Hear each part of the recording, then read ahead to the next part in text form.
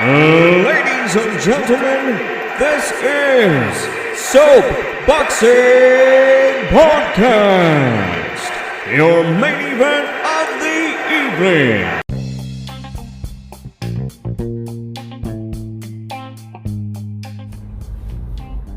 What's going on, guys? Coach Derek here.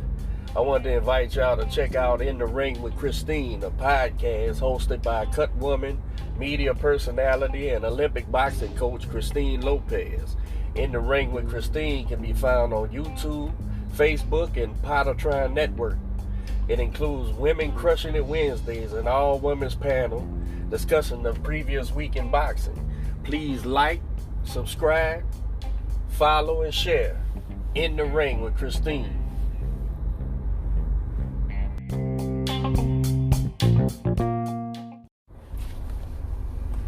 What's up, guys? Coach here. I want to encourage you to visit itrboxing.com for all the latest in boxing news, results, and interviews. My partner Lukey is a boxing insider who has access to camps, fighters, and coaches. He promotes the sport on Twitter, Facebook, and YouTube. Search ITR Boxing everywhere and get inside the ropes with my main man Lukey.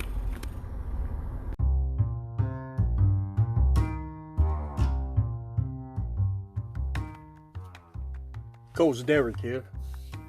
I wanted to invite you guys to follow our new sponsor, Fighters Rep. It's a California-based premier kickboxing promotion that features some of the best pure strikers on the planet. Fighters Rep utilizes the IKF's unified kickboxing rules, prohibiting two-handed clinches, ensuring that participants stand and fight.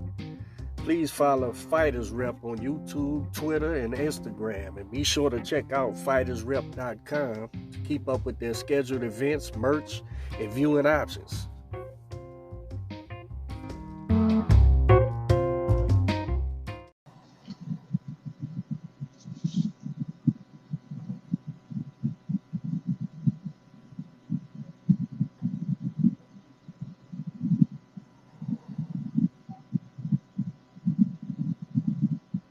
How's it going, guys? This is Coach Derek, and it's your boy Manny. You want to remind me? And I'm sure here's some people all good.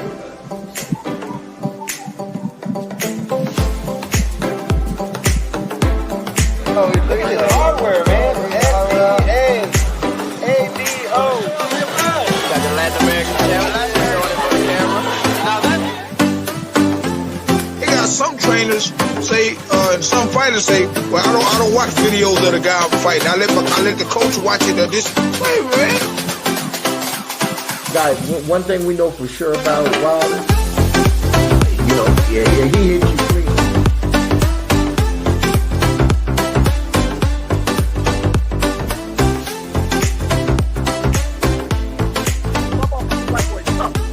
Right. And this woman whooped the whole world twice. The whole world. What's up? What's up, fellas? Hey, I got a very good friend of mine, Aaron Navarro, and I got a brand new friend of mine. What's up, Big Foreman? I thought we fighting here pretty soon. Huh? You got anything yet? Friday. Oh, okay. Well, we need to talk about that too. But this morning, Aaron, my buddy out of LA, he sent me a link last night after the fight. He was like, Coach, do a recap with me. I said, all right, man. We was on a damn computer for about an hour, man. I had all kind of opinions, as you know. I'm opinionated, but so Evans this morning said, man, let's talk about this fight. I said, all right, I'm gonna set it up. And that's why I called you guys, see if y'all wanted to come on there. And he ain't showed up yet. So he'll pop in here sooner or later, man. What y'all thought about last night, man? You know these big timers, they're gonna work on their schedule, not nobody else's. They gotta make a scene when they show up. Yeah, that's it, man. He's probably waiting for the helicopter to pick him up or something.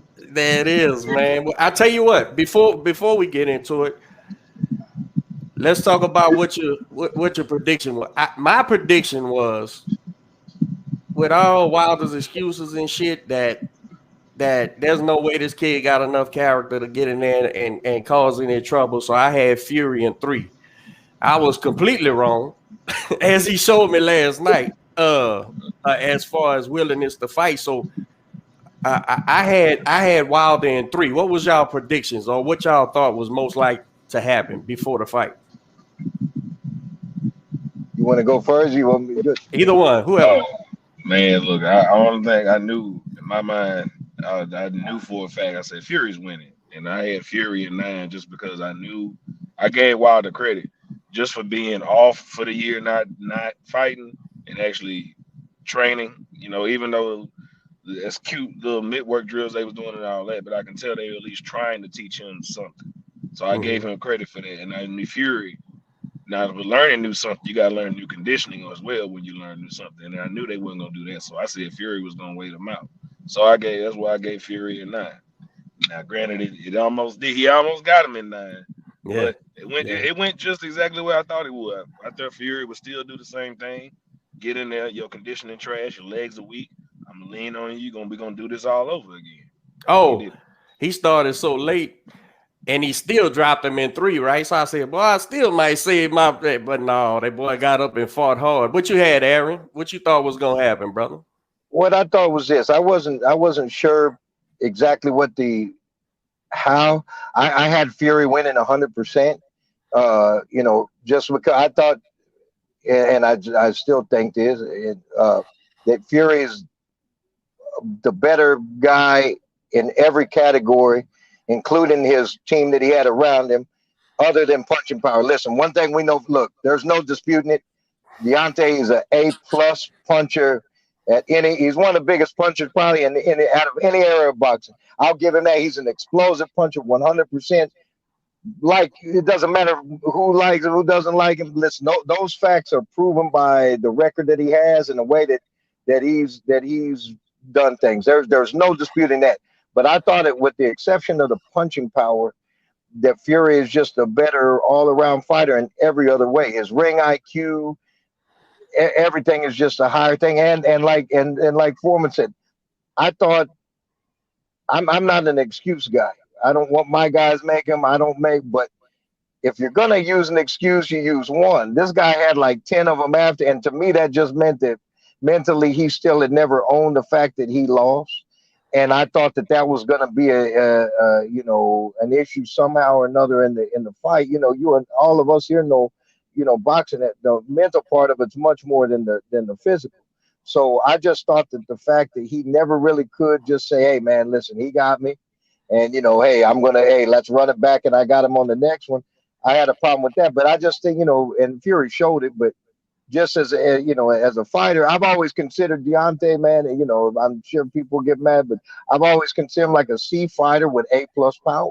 If you look at a lot of the stuff that he's always done technique wise and things like that, yeah, but he's very athletic, and he's got legitimate one-punch power. And look, he said it before, and I remember he said at the press conference when he rematched Ortiz, when I had Miguel there, and we were doing, because it was the press conference was us and Santa Cruz and him and Ortiz, and we were out at the Staples Center, and he said, he goes, and he gave credit. He said, Ortiz is a great fighter.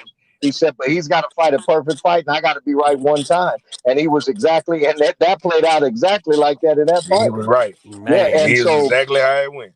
I did think if Fury was able to stop him, that it would be in the second half, just because, Fury's not a big one-punch guy, like explosive guy like Wilder. So I figured if he did get him, it would be later in the fight after he broke him down. He started coming apart a little bit. And I knew Wilder would probably come out pretty sharp and strong because, he definitely had something to prove, and he showed everybody. And listen, he's a physically strong, very athletic guy, which kind of allowed him to take a worse beating, but I thought 100% Fury was going to win the fight, whether it was by a decision or by a stoppage, a late stoppage. I just didn't see Wilder being able to beat.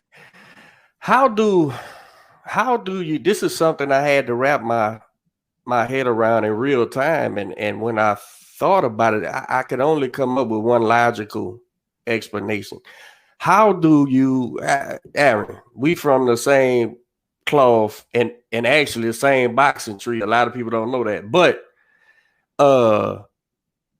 and so we have a lot of the same thinking when it comes to this thing about yes. So how do you equate for a guy who made all those excuses, who wouldn't take it on the chin, who showed zero character in that loss, and then gets in there and fights like a man possessed, like a man with all the character in the world? And that's a peculiar thing for me to wrap my head around. And I tell you, the only thing I could come up with logically, the only thing made sense was Deontay Wilder believed all that shit.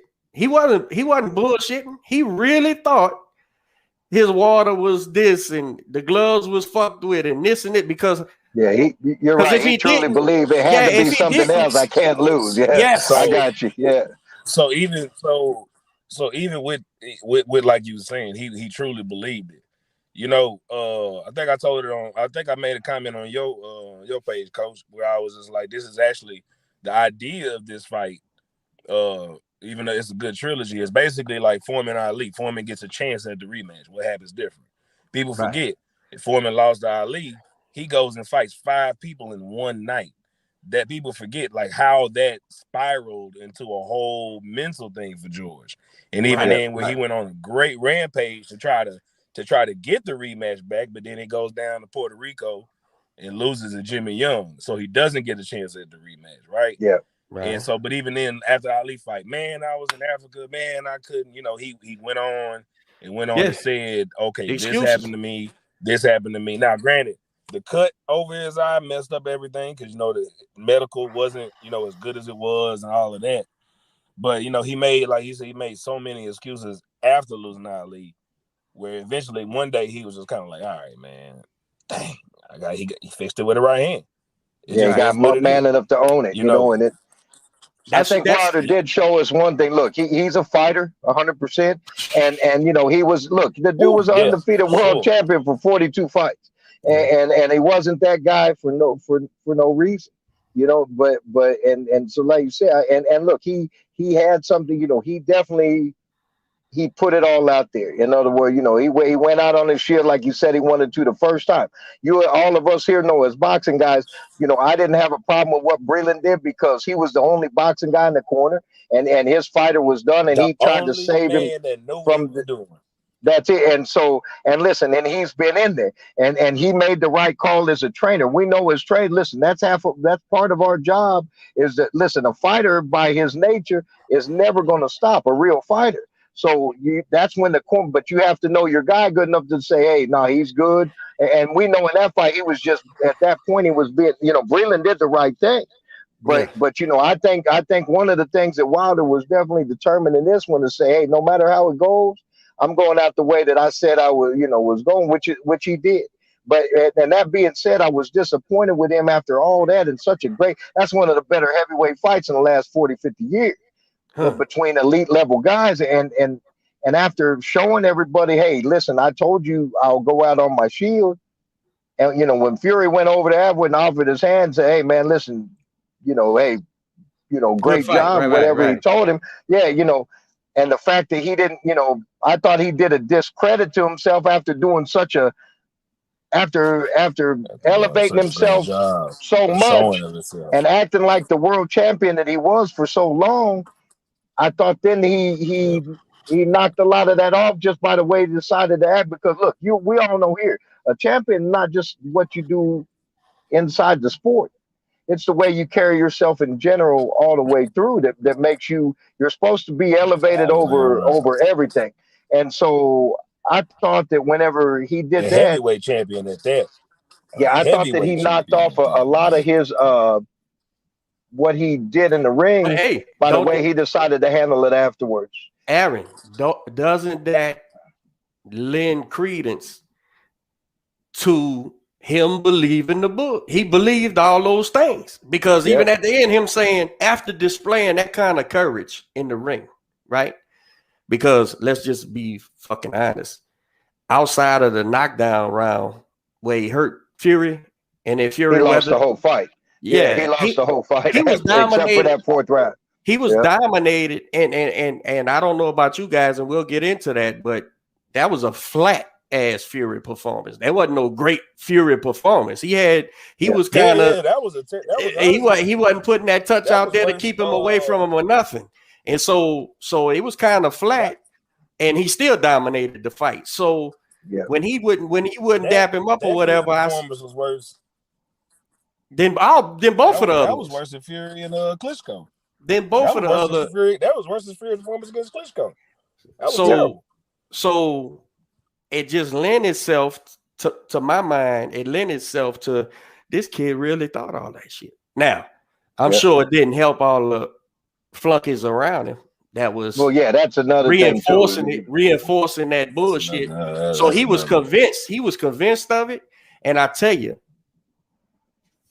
it's almost like if you're a good guy, right? You can believe in fucking the Tooth Fairy. I don't give a shit. If you're a good guy, so what? That's my good guy, the Tooth Fairy believer, right? So you can be a conspiracy guy. So the fuck what? If you're a good guy, you're a good guy. So to look at Wilder's like, damn, it's almost insane that this kid would think all this shit, being involved in the sport. But I'm left to believe he thinks it. And not dapping Fury up was, nah, motherfucker, you cheat him. Yeah, you beat me, but you was a cheating motherfucker. You a sorry motherfucker. Now, I don't agree. I think that was shitty. But he think we still in the 60s and 40s with no safeguards in place is what he thinks. Man, it's crazy, bro. It's crazy. And that being said, look, I told guys after that second one, I've probably worked at that arena, or the one where the second fight happened, the MGM Grand Garden Arena, a good 30-40 times over the last 25 years or so, and then a lot of them in the higher end fights like that. I know how long that ring walk is from the dressing room to the as a matter of fact, I had made that with Miguel the fight before that when he fought Ortiz. That ring walk is not that long. But also, too, we know especially in a championship fight in Vegas, you're going to have at least two inspectors. You're going to have a member of the other team. You can't start rapping without a member of the other team there. You're going to have your cameras there. You're going to have a lot of that shit was you speaking facts. For some reason, you speaking facts, and I don't understand. It's called, and because it's one thing. Listen, I know the guys on the internet, they do their this and that, but when you say, listen, I've been in that situation. I know exactly what happens in that venue with that commission when that happens. So you say that it's a lot of these things that you hear these guys talking about on the internet. You say, son, I've gone through that process many, many times. There's no way that's happening the way that you guys are saying it's happening, because it just, there's no way. It's not, man, I've been in, y'all know, Aaron know my dad, Derek, you know my dad, and Jordan and all that, bro. I have been back there with all, like y'all saying. I was like, are y'all really stupid? Because knowing what I know, I'm like, I may be young, but my dad and them, George and them carried me around. Listen, and let's just say for conversation's point that there was an egg weight or something in there, clearly. Then your guy still dropped the ball, because when Regis fought Ted, they say, hey, Aaron, go watch the kid get wrapped because they're going to come watch us. Or I have Bobby go watch Yuka wrap Santa Cruz up whenever they sent Yuka came and watched me wrap Miguel. And same venue, same dressing room. If your guy still dropped the ball, let's just say that somebody did put something in there. That's why your guy's there to catch it. So it still reflects on your guy, even if that was the case, which we know is not. And then the fact of taking a guy that's an OG like Breland, that was a real fighter, probably one of the best amateurs we ever had. He was a world champ. He's a real guy, and respected across the board by all the OG. He's just a respected guy in boxing. To think that he's going to he's been with you for 38, 40 fights. He put something in your water, and then he got paid to throw all these things are just crazy, man. It's why. I'm going to purposely mess up the money I'm already getting paid. I refuse I refuse to argue with the uninitiated because of this. This boxing community, this thing is still, we understand this thing is a business, right? And it's about, we don't want to get in our Hey, kids' fellas, I way. got to make a run, man. I appreciate y'all, though. Handle your business, bro. Take care, baby. All right. So, it's a business. So you don't want to run off supporters, right? And no matter the nonsense they talking, so you plead the fifth. You just say, okay. But I remember when we fought on the Lomachenko Teofimo undercard, right? Yeah. And you and I were both there. We was both there. So and this fight for us is $12,000-$15,000. This wasn't no fucking $1 million fight, right? And you couldn't pull that shit. So I even went live and filmed it, and the representative from the other team looks at me peculiar. The thing, what you doing, coach? I said, I'm showing these fucking idiots how it's just same commission, impossible. Same hotel, same everything. Same everything. And I said, it's damn near impossible because, you're here, he's here, the commission's here, and then the dude doing the raps got to be a dirty motherfucker, right? So I'm going, it's nonsense. Now, multiply that time a $30 million fight, right? Everybody's there. It's so much going on. And remember, that was before, because when you and I were at Lopez and Lomachenko was during COVID, and it was a smaller amount of people in the dressing rooms. Yeah. But when Fury and Wilder fought the second time, that was pre-COVID. So they probably had 30, 40 people in that dressing room at that time. Easy.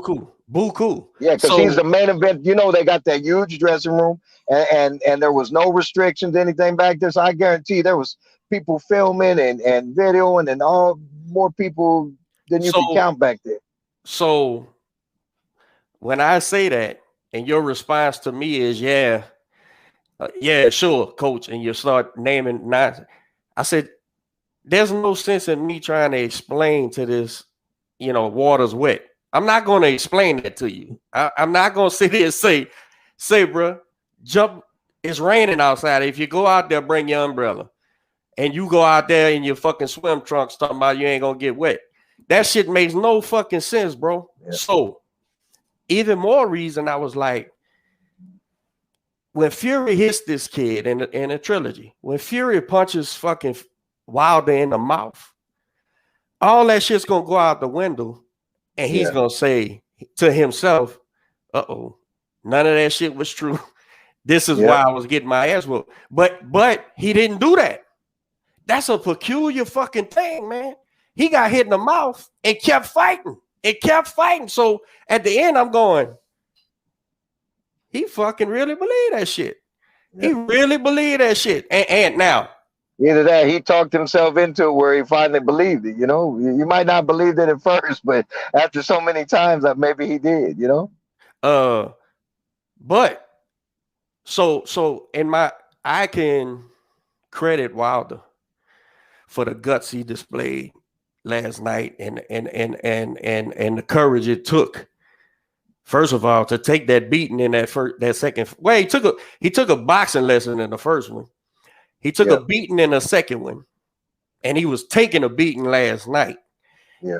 And he never was not trying to land that fucking right hand. Aaron. He was never not trying to win that. And that's why I'm saying, he did such a huge credit to himself, and then kind of just knocked it all off. That was the weird thing about it, is that, and I was at the first fight. I worked on the first fight as a staple, and I think that all the boxing guys and the fighters there thought that Fury won. Most of the fans thought Wilder won just because of the 2 knockdowns. And, but I mean, he still probably won 9 out of the 12 rounds that night, but I understand why they, business wise, why they gave it the draw, because, with the second knockdown cost him.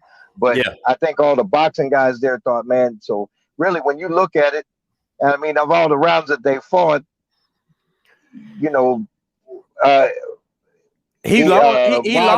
Wilder's probably won 4 out of the 33 round or whatever, whatever it is. He may have won. He won 1 round last night, big, which was the 4th round. and then he won maybe 3 rounds in that first fight. He didn't win a second of the second fight. I mean, the second fight, he just got dominated from gate to gate. You know, that's it. So I mean, when you add up all their rounds together, he's maybe won 4 rounds out of the entire time. And so for him to really put it all out there last night, I thought if he would have just kept that same class when it was over with, that he would have listened. It would have, you know, listen, he already elevated himself because of the performance he had.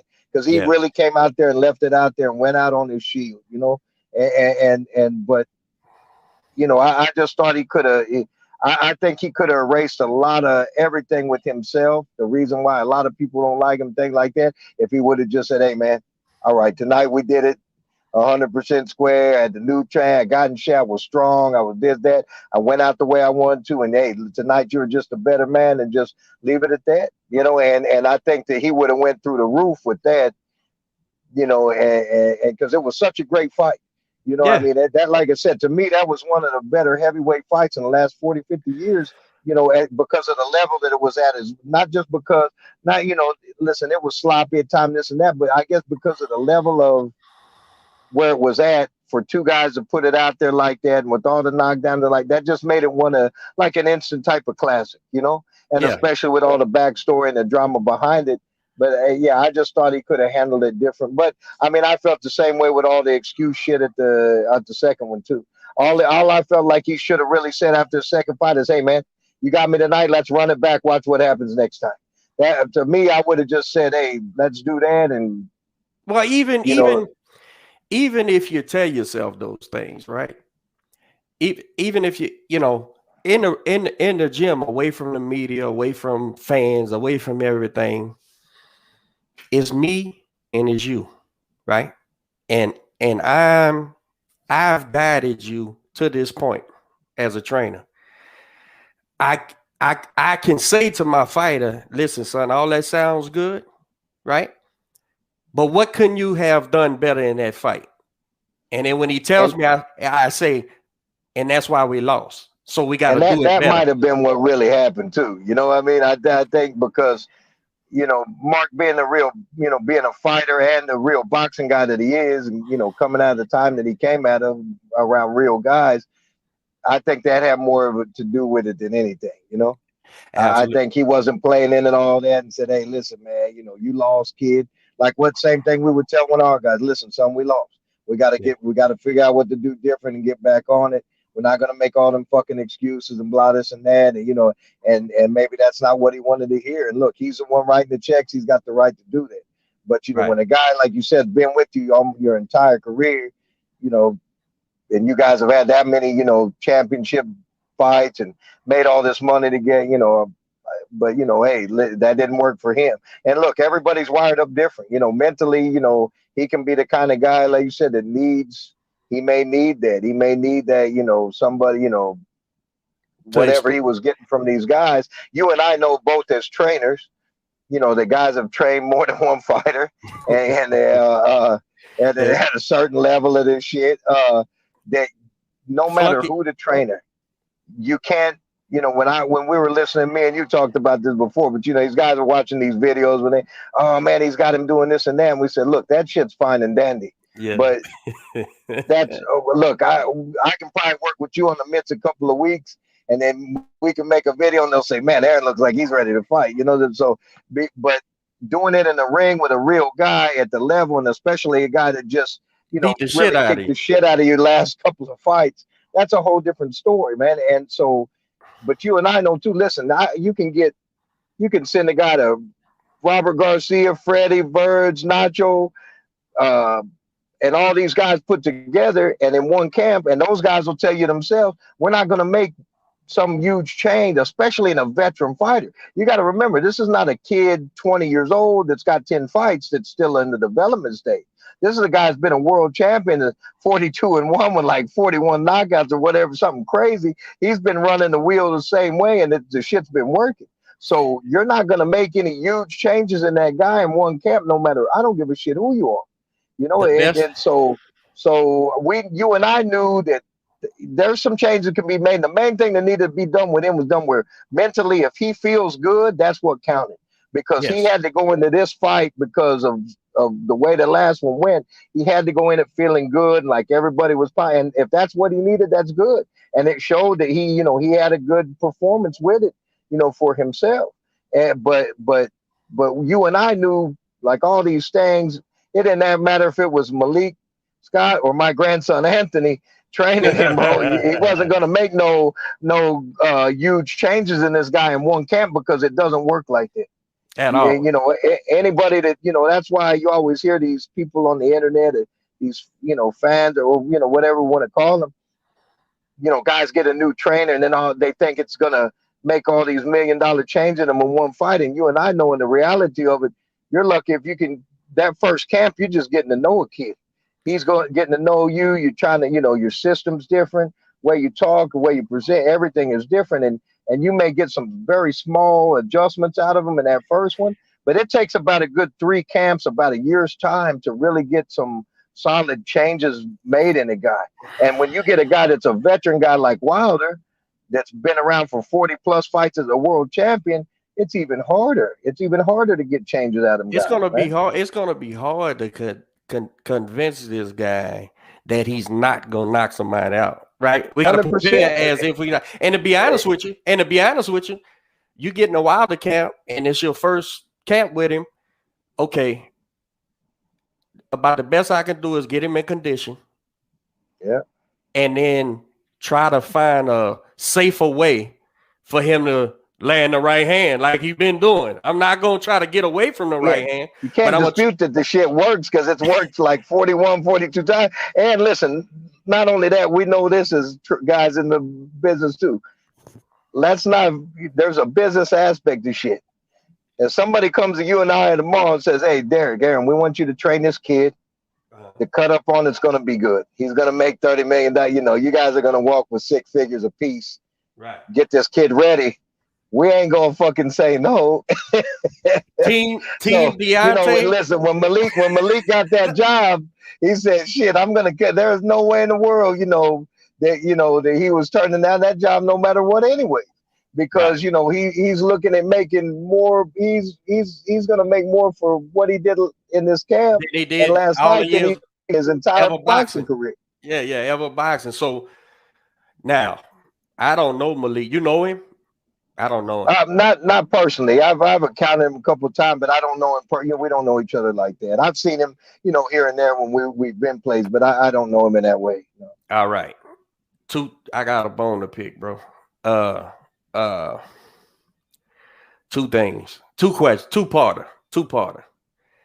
In my opinion about Malik Scott is how dare it not be just for hamming up the camera in interviews? How dare it not be when you was telling these people, I ain't gonna stop this fight no matter what? How dare that really be what you gonna do? Right? Yeah. You really letting this man get changed in here. And the second part of that is, would you have stopped that fight, and at what point would you have stopped it?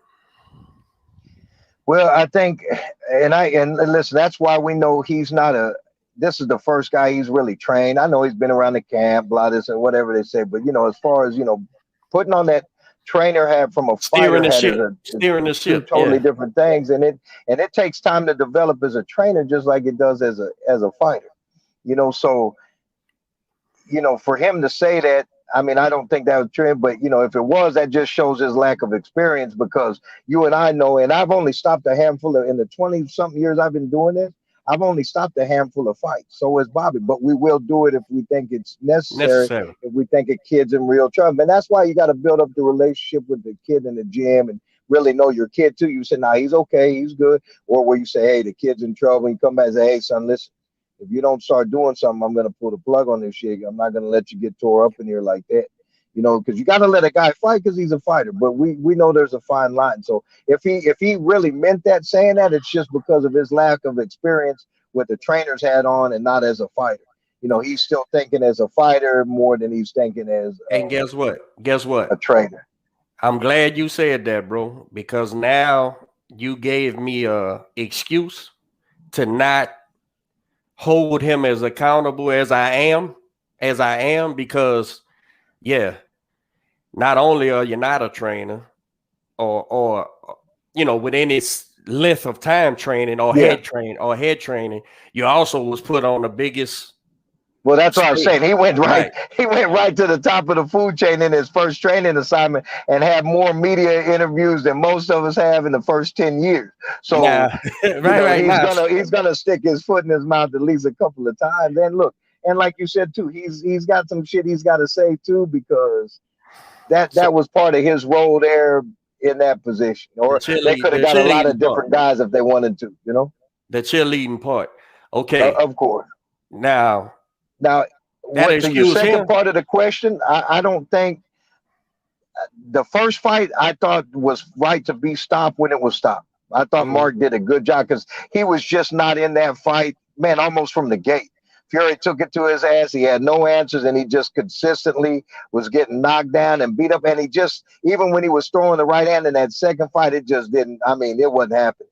In this one, since he had dropped him twice and he was still fight, he was in the fight, and he's got that equalizer. He's got that kind of, and we know he carries it to the 12th round because at the first fight, that's when he put him down the second time. So It's not like he's one of these guys where you say, well, he can punch early, and then by the second half of the fight, he ain't got shit. That guy carries power in both his hands all the way through the fight. So I think that he was right to let it go last night because he was in the fight, and even though after that fourth round, Fury was winning the fights, the rounds pretty handily, but it wasn't like he was getting dropped. So there's almost a danger. I thought it was a fair call for him to let the fight, go on, And listen, he would have stopped that fucking fight, bro. He wouldn't have got paid shit. Yeah. You're right. His check would have been zero. Here's another problem with having a fighter with no fundamentals, because he's stumbling around like a newborn calf. But he's always stumbling around like a newborn calf. His feet have always been terrible. Everything's all, So where's the line? Ability and the power is always carried him. So where's the line that you say, is he so hurt that I need to stop the fight? Or is this just what you get with this motherfucker anyway? And we late in the fight now. Yep. So you would have let it go. I think, and listen, it's always different being there. Because we don't know. We don't know what he looks like. Because the fights I start, I want to see my guy. I want to talk to him in the corner. I want to see what his legs look like. And you can tell when you're up close and personal a lot of things that we can't get off of TV. I thought that he was still, but listen, he definitely wasn't. Unless he landed that shot, he wasn't going to win the fight. Because after that fourth round, then Fury just smoked him out the rest of the time. And I guess when he got dropped in the 10th.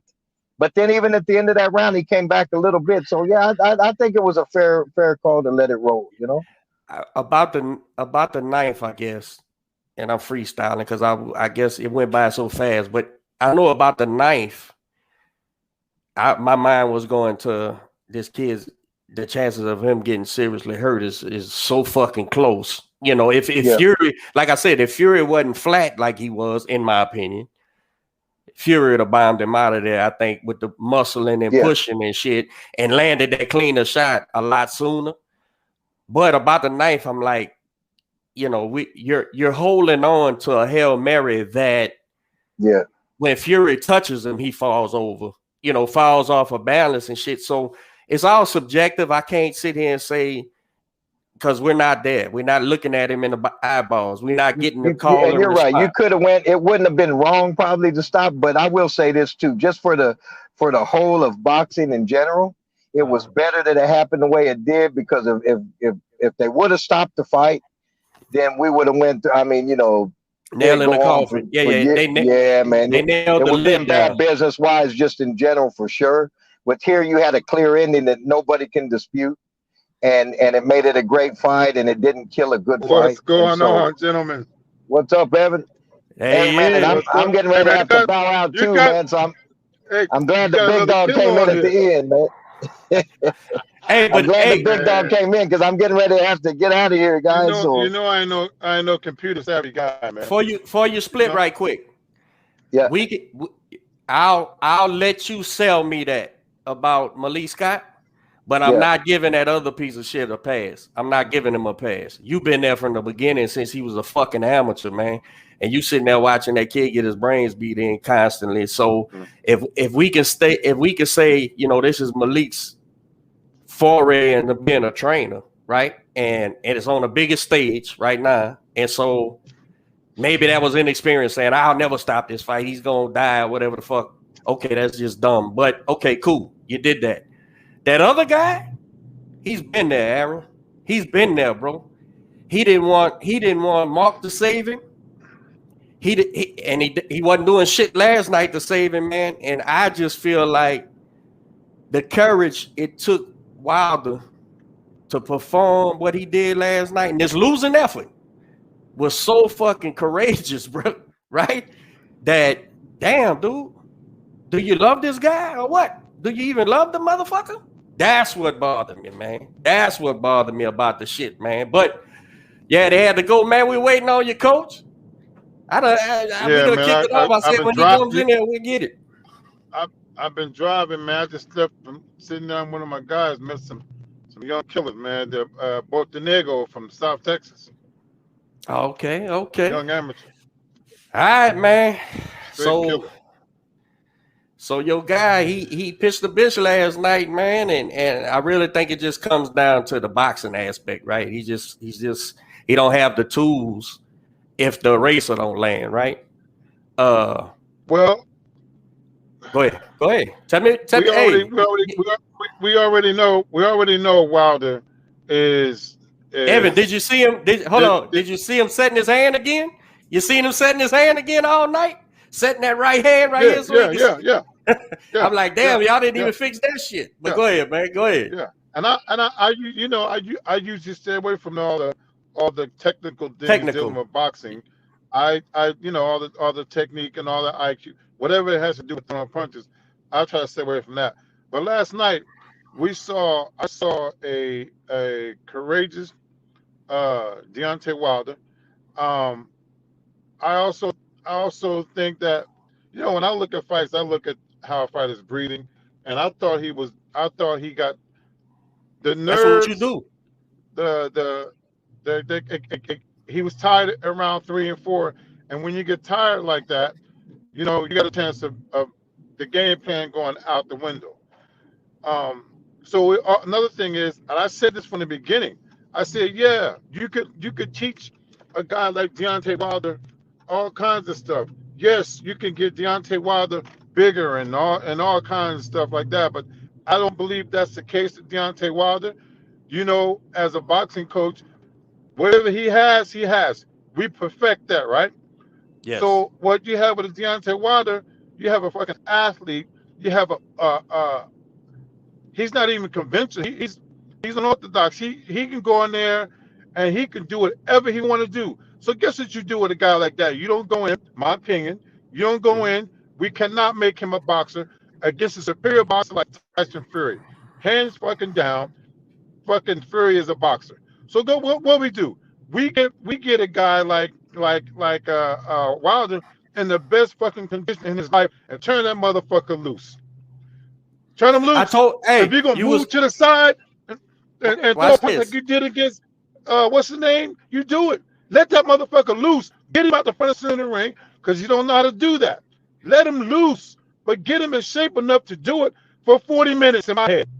We was waiting on you, coach. And I told Aaron, and me and Aaron both agreed. We said if they hired us into the Wildest, we was in that position, right? Neither one of us would try to make him a fucking boxer. But what I would do was, okay, this right hand's gonna put this motherfucker to sleep. So we gotta give him a better way to deliver the right hand. That's what we gonna do. So if that's to hold that fucking hand out there to give him some position so he can land it at the end or touch, whatever the case may be, you would figure it out in the gym.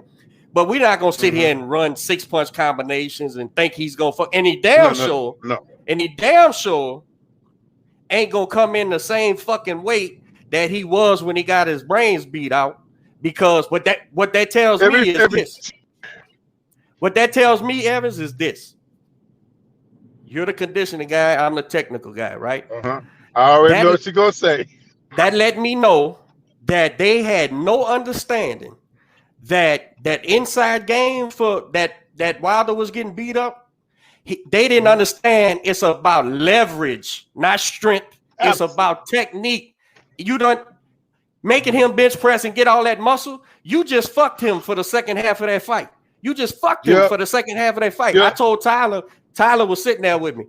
He said, Dad, he said, Deontay looks big, huh? I said, man, that boy been bench pressing and everything. I said, here's the problem. From the 6th round on, he ain't gonna have no juice. That's gonna be the problem. Absolutely. And that big gypsy is still 7 foot and 300 pounds, and he's still gonna lay on him, and he still ain't gonna be able to do shit about it. So it let me know technically, they don't even know how to win the inside fight. Man, Deontay Wilder 6'7", man. Why the fuck is he worried about trying to outstrip this dude? It's leverage, man. You got to learn to teach him how to use his waist on the inside and drop his fucking knees in the inside of the fight, man. Well, and then get back outside so you can land that right hand, man. Yeah. That's what Fury did in so many ways. That's why he was 277. Yes. Because he knew that I'm going to better lay on this dude. So guess what? If I know you're going to lay on me, motherfucker, Wilder, you're not going to get laid on because your ass going to be moving like an athlete. And we're going to do all kinds of stuff to get your legs up under you to make you move so you don't fatigue. And we can do what we need to do with that big ass right hand. That would have been my job. Wilder's peak performance weights is like 215, 220. 214. I said 214. Yeah, that's his peak. Give me a 215 Wilder, and now I'm gonna let him go with you during the daytime like I do with Q. You gonna bring me back them lungs like I need them lungs, and we gonna come up with a masterful plan to do what he does. Get that right hand in there. So now that's me criticizing the corner, but my beef with the corner ain't even the technical shit. My beef with the corner was being yes men with the bullshit, but clearly Deontay believed all that shit. Otherwise, he wouldn't have fought his heart out last night. But those other guys supposed to know better than that, and y'all supposed to prepare him condition-wise to get in this fight. But as a trainer, coach, I'm gonna be honest with you, and you know me, coach. You know me. We know each other. Am I gonna let my kid get beat on like that, man? No. That shit was bad, bro. No. That's the second time in a row, man, that this kid was leaking out his ear. His eyes is puffed, his jaw swollen, and Deontay Wilder never for a second stopped trying to win. That's amazing. That's amazing that that kid. Man, most people, bro, most people who tell you what they're gonna do or tell you what they're about, that's just protection talk, right? That's just what they see themselves doing, but they're not gonna do that shit because we would know it already. We would know you that type of guy. So most guys say, I'd rather die trying to fight. That's just fucking talking till you get hurt. Deontay Wilder never fucking stopped, dude. He never stopped trying to hit him, bro. He's wobbling, can't hold his hands back. And if he felt like Fury was close enough for him to punch, he threw that motherfucker, whether it hit him, whether it hit air, whether he missed by a mile. Yeah. Hey, I can't give Deontay Wilder more credit for what the courage he displayed last night. And I really hate to see a guy with that kind of courage and that kind of I agree. tenacity get changed, bro. Get beat on like that. When the likelihood, listen, we know he's a one-punch guy and he always gets outboxed. But as the fight kept going, and especially when that battery started dying, his likelihood of landing that shot is slim and none, bro. It's slim and none. So I guess, like Aaron said, if Malik did stop it, he wouldn't get paid. But what's the JD's excuse for? Where's his excuse? You've been there since the beginning, bro. You've been there since the beginning. You can watch this kid get his brains beat in like that and not get involved. That's your job. You talking about this, not the strength coach. No, the head coach, the white guy who was in there when Fury was getting his hand wraps. I didn't even know he was there last night. Oh yeah, he watched Fury get his hands wrapped again. They sent him in there again. I said, JD, and that's my beef with him. You know better than the bullshit with the egg weights and all that shit. Motherfucker, you was in there with the trainers and the commission and shit. You was in there, bro. You know better. And you ain't gonna tell this young kid, not on camera. He's going with that they cheated shit. You his trainer, you shut the fuck up, let him do that. But at the gym, son, we gotta get ready because this dude was coming and he ain't have shit in them gloves. I was sitting right there when they taped them up. So let's get ready. That means they're not going to say nothing. They want that. Nothing. They want to do whatever Deontay Wilder says. Yes, he's the coach of his own destiny, bro. Deontay Wilder runs that show. That's not good. That's not. No, because you got to have experienced people doing this shit, and I understand. For 40 fights, he pulled the shit off 40 fucking times. So by that time, half the world believes it don't matter if he's losing, he's gonna land the shit. Just like he landed the shit last night. He hurt Fury in that 4th round. He had Fury fucked off, man. This is disgusting, bro. But so all right, now tell me what you did, brother. With his conditioning. What did you see with his conditioning? How should it have been different? With hindsight. When you get a guy that size, there's not a whole lot of stuff that I would have added on physically with Wilder. What I would have done, honestly, I would have got his muscle endurance a lot better.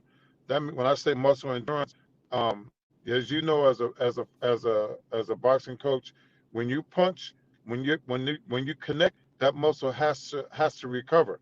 It's just like sprinting. When I sprint and I jump, I can only do so much until my body, my arms, my legs had lactic acid in them. And I had to, by that time, either the workout was over or it was in the middle of the workout. And when I look at fighters like Deontay Wilder, all that muscle, he's in my opinion, he has an unbalanced body because his upper body is way bigger than his lower half. If anything, I would have worked more on the lower half. I would have worked on his cardiovascular system. I wouldn't have put no weights on him at all. Right. He wouldn't have been lifting. Now, now he heavyweight. So let's say I work with Molina. I have Molina lifting, right? But I have Molina lifting a functional lifting. If we're doing bench press, it ain't no regular bench press. I got them dumbbells in his motherfucking hand, and I got him doing single arm left, right on the bench. So we get the movement with the arm. We get the muscle. And I'm not even talking about when you bench press, the weight, the hand is like this, right? It's open like this. So what I would do, I turn around to make a fist. So when we bench press, when you come up with the dumbbell in his hand, he turning that wrist like this. He turning it back down like this. And when you throw a punch, you extend it and you turn it out. When I bench like press, the muscle mechanics of the punch. Yes. I got you. Yes. I got you. That's what I do. And I don't do that with no heavy weight. I do that for time. Every time I get a fight, even when I say Q, how many rounds we going? We're going 8 rounds. So that's what? That's almost 25 minutes, right? So I gotta stretch you out for 25 minutes. Right. Okay. And when I say stress an athlete, a boxer out, is when you get in trouble like Deontay Wilder did last night, you have to create a moment, a time within the training to where that athlete is physically exhausted and they can still function. Yes. So I may do something like, let's say, I lie Fury. Like Fury did. Fury got hurt and stayed calm and said, let me see where this motherfucker's at. Right. Yes. So dude, I'll have some stuff like this. I'm gonna use even Q. I had Q in the water, right? I said, all right, give me 6 laps, right? So when you're done with 6 laps, I said, give me 6 more. And then I said, give me 10. That motherfucker looked at me, I was like, let's go. So guess what? He has to adapt on the fly. He may come back, I may say, give me 20. God, but the mind, at that moment, you got to do the work. So take that 20. With whatever you got. Yeah. So and it's at the worst time. After 2 sets of 6, with 30 seconds rest in between each set, he's tired. I know he's tired. But that mind, when I hit him with that 10, the mind fucked up, the body fucked up. So, but you go. So it's same in my mind, bro. When I think of a fighter being hit, you got to figure out a way to weather the storm. If you have not tapped into your nervous system like that, physically, it's not going to happen. Well, what sucks for Deontay Wilder is if he doesn't have a trainer, a conditioning trainer doing that, it's almost the likelihood of him doing it with his technical boxing is like slim and none, right? Because he has no fundamentals. So it ain't like when your fundamentals is trash, when you get hurt, you're not going to all of a sudden get fundamentally sound, right? You're not going to all of a sudden keep your hands up and your chin down and be safe. So he's really got to rely on his conditioning to do that. When I get wobbled, my conditioning is there to where whatever I got to do, hug him, run, whatever the case may be, I got it in me to do, because he's not going to never have the technical boxing aspect of it. But it would have helped him a lot had he had that conditioning part rather than 25 pounds extra of muscle he's toting around that fucking ring on them skinny legs. And it's like my pa used to tell me, yeah, son, you got skinny legs. Are they strong? Don't matter if they're skinny or they strong. Can they carry you and whatever you doing for the time you got to do it? If they can do that, it don't matter what they look like, right? You got to be you got to maximize. But what you're saying is, just like I do in the gymnasium in the technical part, increase that red line. The longer I can increase the red line, the more in shape I know I am. So when I know and another thing that I don't know if his trainers understand, you get Deontay Wilder ready for a 12-round fight. He gets clipped. He gets clipped in the third. And when he got up, he was hurt bad, right? You no longer have the 12 rounds. So that trainer's got to know that. He's got to know from working with him, he's got to know, okay, we don't have 12. He's got 11 rounds in him, like he had last night. He's got 11 rounds in him. So we got to get this done in 11 rounds, right? And then he gets hurt again. Boom. Now we got less. So you can make an informed decision to stop this fucking fight and save him, because you know he don't have enough in him now because you got him hurt. It's a fight. It's a heavyweight fight. People get hurt.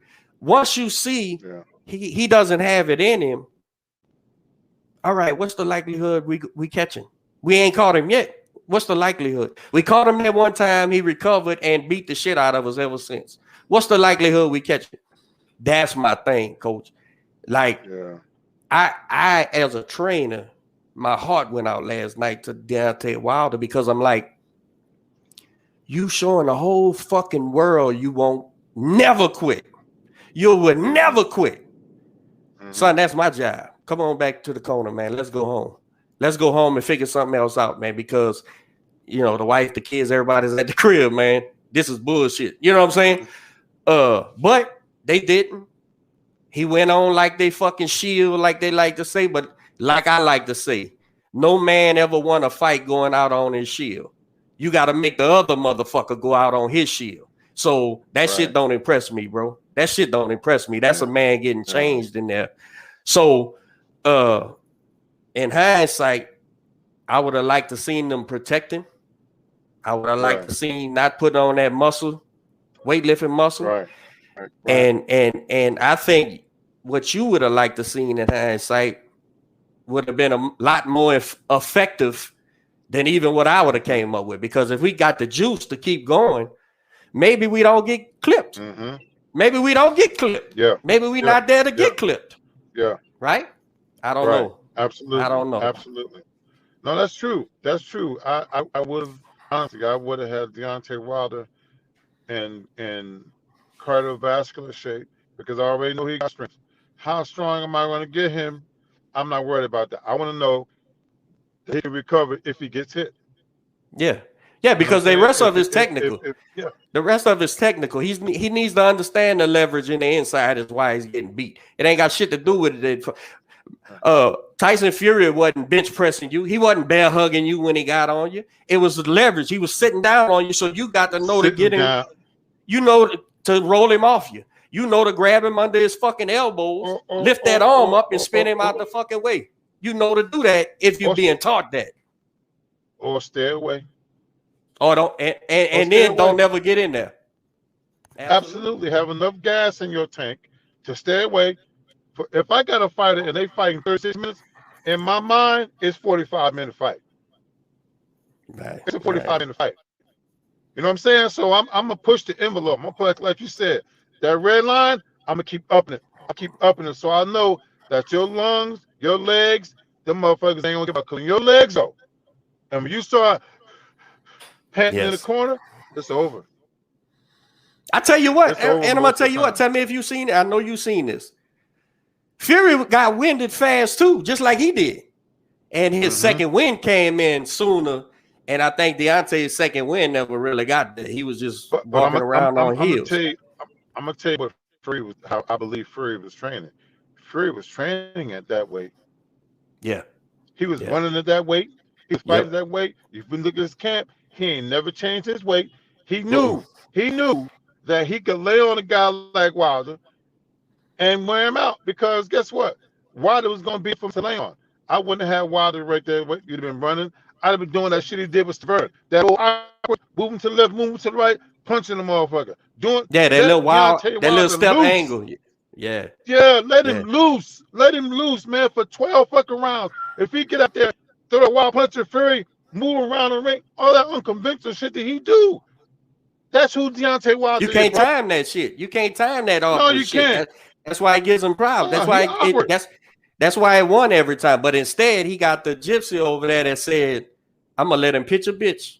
Try to stay safe if I can. And every time I get close to him, just grab his fucking ass. Yep. And outweight him. I'm going to outweight his ass. That's what I'm going to do. And that's what he did. And he still almost got hurt. He still almost got clipped.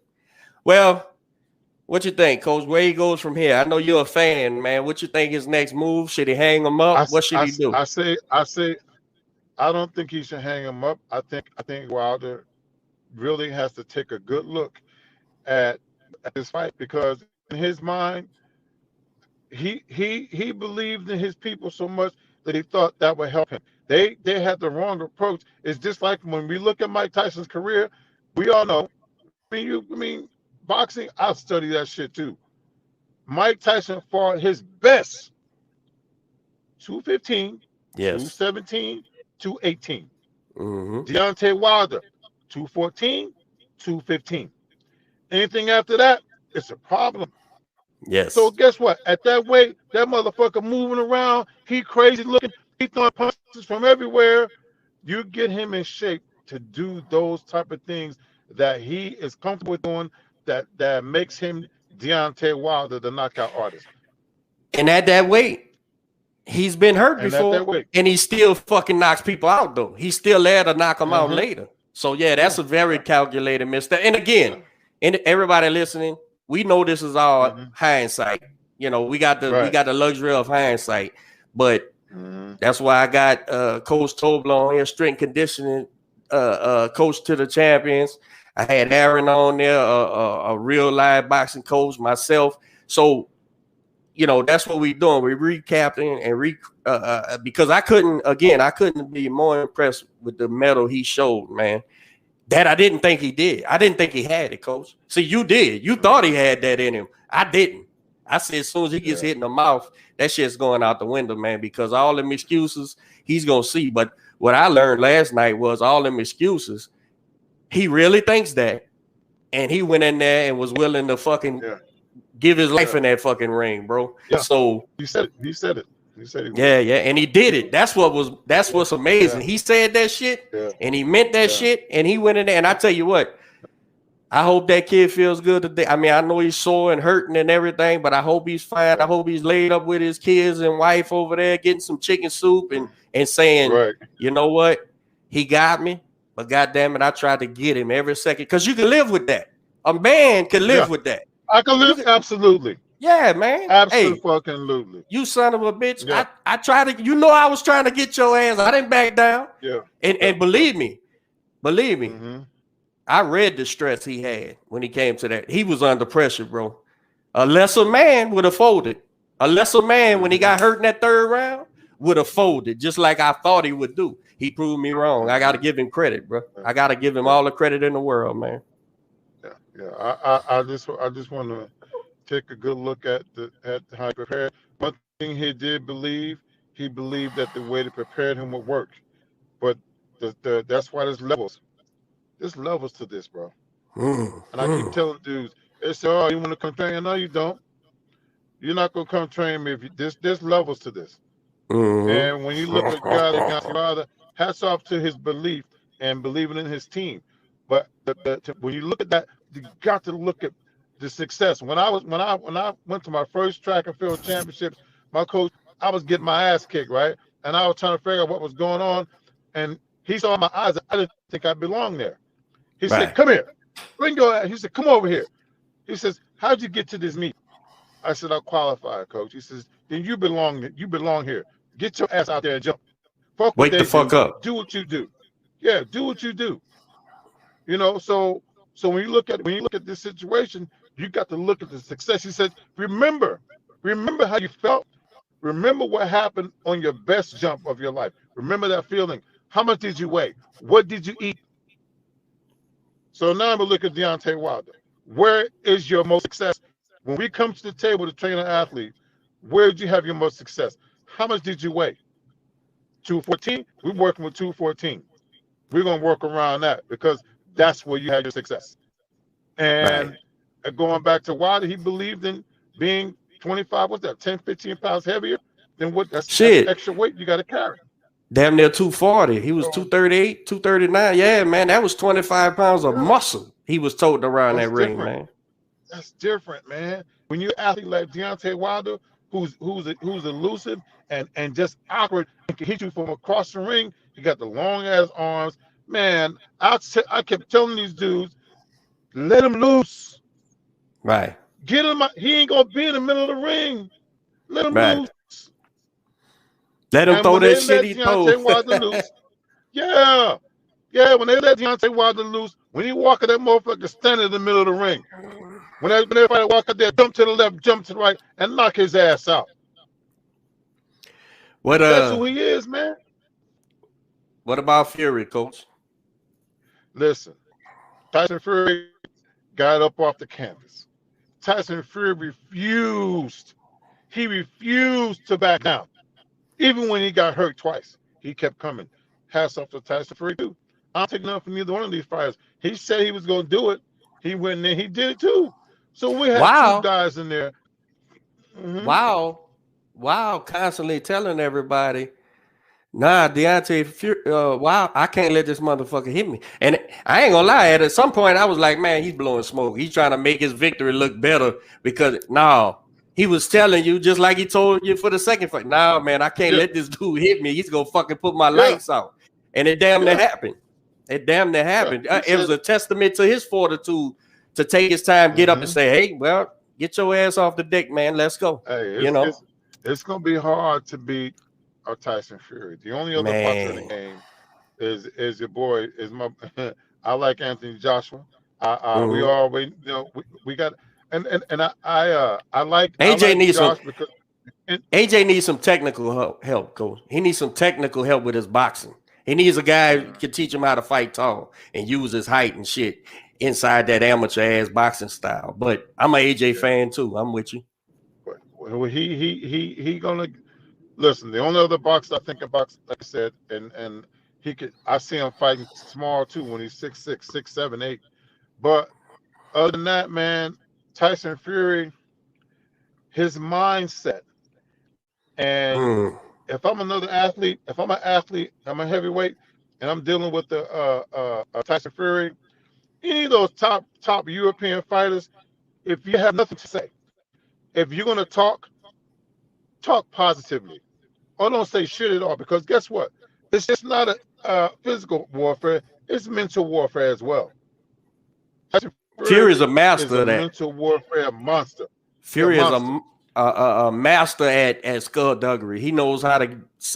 He knows how to he knows how to lock into your insecurities, but more importantly, he picks up on your insecurities. Like, you can see it because the next time he speaks, he's right on that thing. He's right on that thing. So, you know, as unconventional as Wilder is and the success he's had as a heavyweight champion, right? This Fury, he's in his own lane too, man. He's a horse of a different color, man. And really, whoever beats him has got to have ability, conditioning, but also he's gonna have to have the character that this guy got, man, to come back from where he came from and to when the chips is down, like he don't even fathom, which we know now. Wilder possesses that too. He just didn't have, I don't believe he has the technical boxing. And like you said, he had some conditioning issues, but we know Wilder's got that mentality too. Fuck you. I'm not gonna quit. And man, when you put those guys in the mix, that's why those fights, even though 36 rounds, fucking Wilder won maybe 4, maybe 5 at the most, and it's still entertaining fights, competitive and not competitive, but anything could happen. You still think he's liable to land this fucking punch? It's crazy, man. It's crazy. My other question bro. is this: why I never really see Deontay Wilder commit to a jab. Never. Like he apart. I'll never see him throwing a jab. Never. Well, you know, I don't get it. I got my opinion about it, but one thing, he's got to use this hand to set this hand. But the second thing is, every time he throws a punch, he's liable to get counted. So it's almost, I don't think it's a conscious thing. I think it's an unconscious thing that rather than his bad mechanics of I'm going to throw this jab and I'm going to get hit, fuck it. I'd rather take the chance and throw my, try to hit you with my big one and get you out of there. So it's really a technical thing, but it's still all programmed into him. He's been getting away with it for so long. Yeah, because a 6'7" kid with arms like that, he should be jabbing everybody to pieces. They shouldn't be able to hit him. Yes. So I don't know, man. Those were some rough fights, man. I don't know if people really credit how rough they were. But if he decides to, if he decides to keep fighting and hell, what do you do, man? I don't know. Do you go get somebody? I don't know, man. I don't know what to do with Deontay Wilder because it's almost like you get what you get with him. So if he's your cup of tea, you ride with his ass. He gotta. And one thing that we have to do with men, and I could use myself. I ain't scared of shit. When I became a better man dealing even with the opposite sex, right? Guess what? If I can take a look at myself and own my own shit, I'm a better man. And I've done that in my lifetime, even with training my prized possession, which is Regis Prograde, right? I used to take Regis and wear his ass out, right?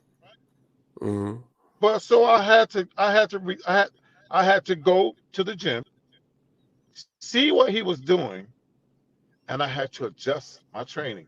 Right. Because one thing I don't want to do is overkill the guy. Hinder him. At one point, I was fucking him up. When I started going to the gym and seeing the work that they're doing, I had to modify. So guess what? I had to humble myself. I did that. Right. I said, okay, do what you could add on to this. So I won't be a hindrance, I'll be an add-on. Right. And that's what I think Wilder needs to look at himself and say, have I really let go of controlling the way I want to be trained? Am I a student or am I the boss? Right. The boss has to step back and let the team do the work. And you know what I mean? It's simple as looking through the annals of the heavyweight history of the great ones. Did they boss their squad or did they fucking listen to what their coach was telling them and follow directions? And I don't give a fuck if it was Lennox Lewis, Evander Holyfield, Joe Louis. You follow and see, and you'll see, hey, he's got his job to do. I got my job to do. Let's do our jobs and we can be successful. But yeah, man, it was a great fight, bro.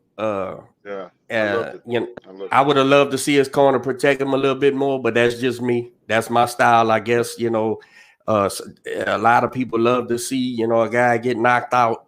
You know, I never like to see nobody get knocked out, and it was bad to me. Like that final knockdown when he went down, it was bad, man.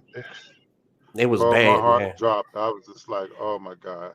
And that walk back, that was it. that walk back to his corner after they helped him up and shit, man, he wasn't really there, bro. He was like just stumbling around. I say, man, shit.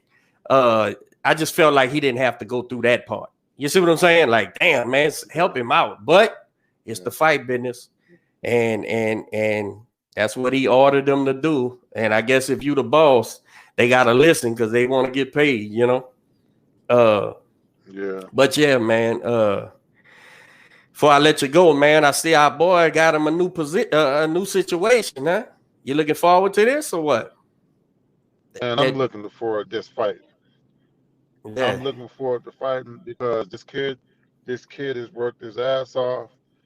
I got a lot of great character fighters, bro. My guys, they don't miss training. You know, we haven't missed that, but we train. They ain't even fighting. They're still coming to train, bro. They're not ducking training, right? No, they're not ducking. They're not ducking. And I'm telling you, it's gonna be any of those kids I work with. It's gonna be hard to beat them motherfuckers. They ain't backing down, and they're always gonna be ready. Right. So I'm glad because everybody running from the kid, man. Everybody running from Regis. So that's true. Bring it on. That's true. Man. Let's go. That's what's like happening, this whole man. career since you started knocking motherfuckers out. So I'm glad they ignored him. You know? They ignored him all the way till they started ducking him. You know, like nah. Let's try to avoid that shit if we can. So we're gonna go and get some other belts, man. We're gonna do it. You know, I'm behind you 1,000%, brother.